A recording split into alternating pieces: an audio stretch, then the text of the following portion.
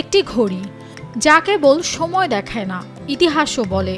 সেই Patek Philip reference 1518 এবার নিলামে বিক্রি হয়ে নতুন রেকর্ড তৈরি করেছে। মাত্র 9.5 মিনিটে শেষ হওয়া নিলামে এই বিরল স্টেইনলেস স্টিল ঘড়িটির দাম পৌঁছায় প্রায় 215 কোটি টাকায়, যা কিনেছেন একজন অদেখা ক্রেতা।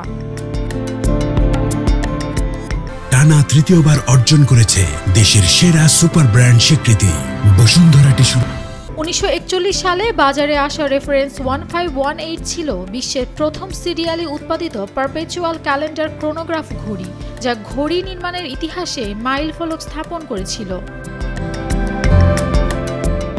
বিশেষজ্ঞদের মতে মোট 280টি ঘড়ির মধ্যে স্টেইনলেস স্টিল সংস্করণ মাত্র 4টি তৈরি হয়েছিল, আর তাই এর দুর্লভতা এবং ইতিহাসের কারণে এটি সোনার সংস্করণের চেয়েও বেশি মূল্যবান।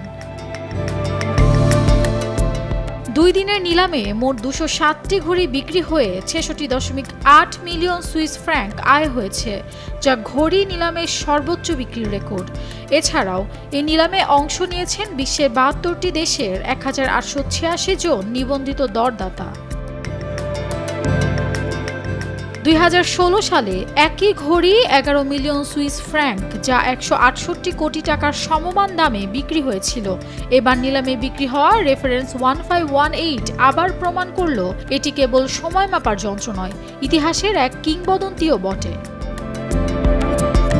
Nafisa Tasnim Ridhika, Daily Sun.